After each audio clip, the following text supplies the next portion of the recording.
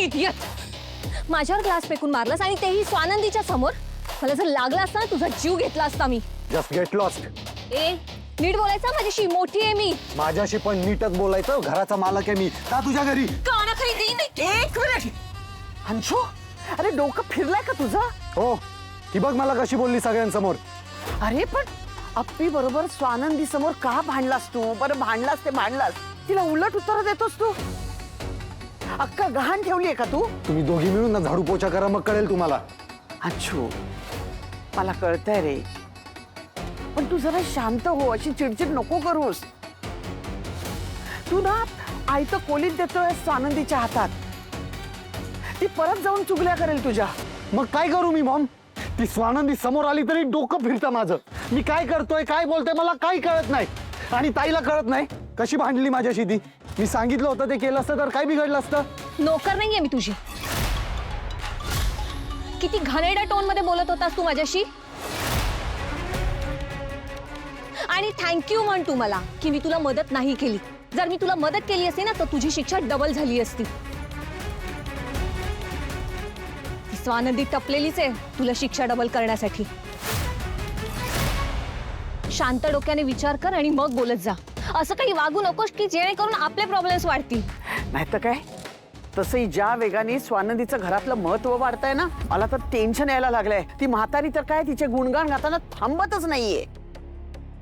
आणि आता तर समर तिच्या बाजूने बोलायला लागलाय. म्हटल्यावर काय चेवत चढलाय ना बाईसाहेबांना. अख्खं घर ताब्यात घ्यायला बघते. ह्या घराचा चेहरा मोहरा बदलायला बघते ती. आजपर्यंत एका फोनवर समर सगळं मॅनेज करत होता. तो तिच्याबरोबर मार्केटमध्ये फिरायला लागलाय. हे असं होऊन चालणार नाहीये. त्याच्या हातच सगळं मला परत माझ्या ताब्यात घ्यायला हवं.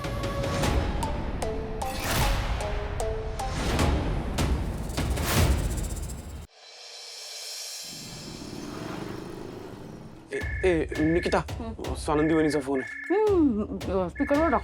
एक कांदा चिरून दे ना पटकन. हा बोल स्वानंदी वहिनी. बोल बोल. हाय. सॉरी मला मगाशी बोलता नाही आलं. सॉरी, ते मी जरा गडबडले. एक कांदा चिरून दे ना.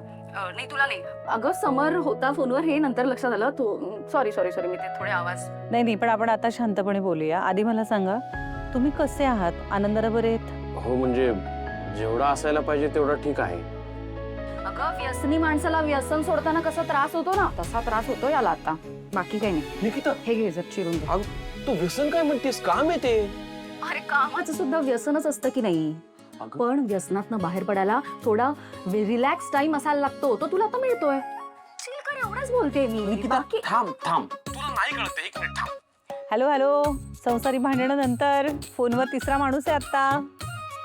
Sorry sorry sorry sorry. अगं सॉरी, नेहमी ना तुझ्या समोर मी वाद घालायला लागतो. नेहमी हे याला भानच नसतं आणि फोनवर आहे. नाही हरकत नाही. मी फक्त आपली आठवण करून दिली की मी ऐकते सगळं तुमचं. हा हा हा. सॉरी, पण ऑफिसमध्ये खूप गोंधळ सुरू आहे ना. हो म्हणजे राजवाडे आहेत थोडे टेन्शन मध्ये. असणारच ग. म्हणजे मी स्वतःची पाठ थोपटून घेत नाहीये, पण आमच्या दोघांचं अंडरस्टँडिंगच असं होतं की मी सगळं ऑफिसचं रोजचं कामकाज बघायचो आणि तो बिझनेस एक्सपांड करण्याकडे लक्ष द्यायचा. त्यामुळे आता सगळा गोंधळ झाला असणार आहे त्याचा. हो म्हणूनच ते जरा गडबडलेले आहेत. पण आनंदाला इट्स ओके. तुम्ही नका काळजी करू. होईल सगळं नीट. स्वानंदी ऐक, मी म्हणते का पाठ थोपटून घेऊ नये? घ्यायलाच पाहिजे. इतकी वर्ष त्या पद्धतीने काम केलंय ना प्रामाणिकपणे याने. समरला त्याची जाणीव व्हायला नको. आणि मी तुला सांगते, ही जी अशी स्वतःला झोकून देणारी माणसं असतात ना, त्यांच्या घरच्या लोकांची एक वेगळी लढाई असते. अगं आम्हाला विचार. म्हणजे सिंगल मदर असल्यासारखं मी सगळं घर सांभाळलंय. मुलं हो नाही म्हणू नकोस, सांभाळलंय मी एकटीने. पण आता याला कळेल घर मुलं सुद्धा असतात. इतकं करून सुद्धा याला काळजी माझी नाहीच आहे, समोरची काळजी आहे. निकिता, तू जरा कंप्लेंट करणं बंद करणार आहेस का? अरे एरवी करते का मी कंप्लेंट? पण आता एवढं सगळं केल्यानंतर, म्हणजे तू कामात झोकून दिलं स्वतःला, तुझ्यासाठी मी मुलांनी सगळ्यांनी सॅक्रिफाईस केलं, हे करून सुद्धा तुला डिच्चू मिळाला शेवटी. मग डोकं नाही का फिरणार माझं? उगाच बोलते का मी? हो पण निकिताताई, अहो त्याची कारणं वेगळी आहेत ना. हा अगं पण स्वानंदी, एवढं होऊन सुद्धा आनंद वाचून आता याचं अडतंय. त्याची जाणीव नको व्हायला का समरला? तो मान्य करतोय का? पहिली गोष्ट नाही करणार तो मान्य. नाही नाही निकिताताई, असं नाही आहे. आणि त्यांना अगदी जाणीव आहे आनंदाला नसण्याची, त्यांच्यामुळे किती अडतंय या सगळ्या गोष्टींची. ते सतत म्हणतही असतात की आनंदारांमुळे अडतायत गोष्टी. म्हणजे खरं सांगू का, त्यांना आनंदांच्या कामाची किंमत तर आहेच अहो, पण मला वाटतं की मित्र म्हणून तुम्ही दोघं जण जास्त मोलाचे आहात त्यांच्यासाठी, हे त्यांना जाणवलं पाहिजे. अगं पण या सगळ्यात कामाचं नुकसान होतं त्याचं काय? आनंदादा, तुम्ही कायमचे जर सोडून गेलात तर राजवाड्यांचं जे नुकसान होणार आहे ना ते कितीतरी मोठं असेल. आणि तुमची जर मैत्री तुटली ना तर त्याच्यामुळे होणारं नुकसान तर आयुष्यात कधीच भरून काढता येणार नाही त्यांना. माझी एवढीच इच्छा आहे की राजवाड्यांनी मानाने तुम्हाला ऑफिसमध्ये परत बोलवावं, आणि ते मिळवण्यासाठी आपण थोडे थांबलो तर ठीक आहे, हे नुकसान भरून काढू आपण. पण मला असं वाटतं की जास्त ताणलं की तुटतं ग. हो, पण जास्त नाही ताणायचं आपण. मला पटतंय तुझं म्हणणं आणि मला ऐकायचं पण आहे. पण आता बघ ना, याही महिन्यात घरी बसून मी पगार घेतलाय.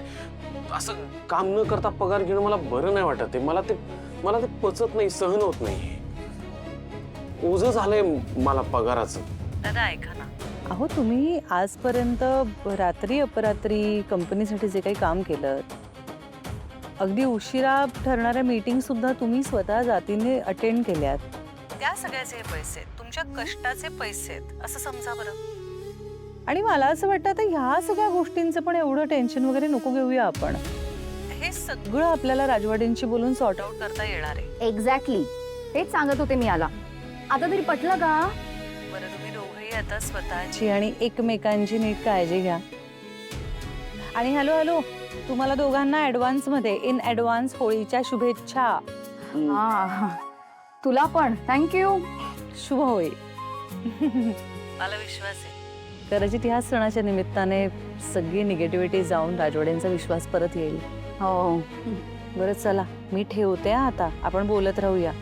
Good night. हो हो हो, चल. येस, करते कॉल नंतर. Bye bye.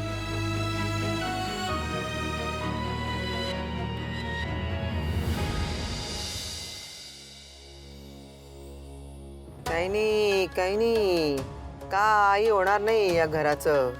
सणासुदीला जरा सकाळी सकाळी लवकर उठावं, पूजा अर्चेची तयारी करावी, दारामध्ये रांगोळी काढावी.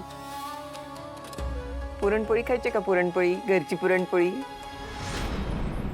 विसरा आता. हा, कारण तुमच्या सुनेला तर पुरणपोळी करताच येत नाही.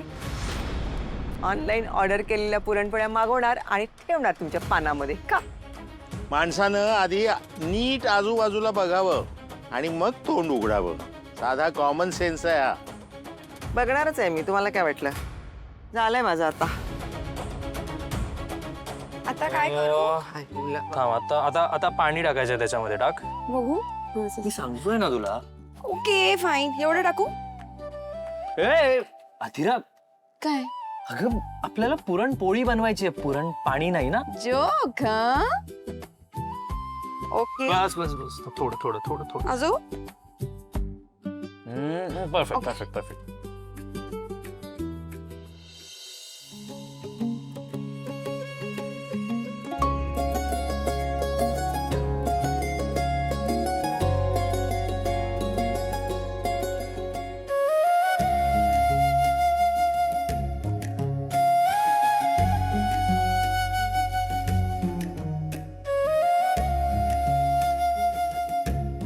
हे बोलायचंय का?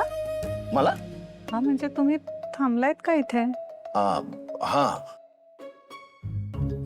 ते काहीतरी गंभीर आहे वाटतं. हसू नका तुम्ही. ओके, बोला. ओके.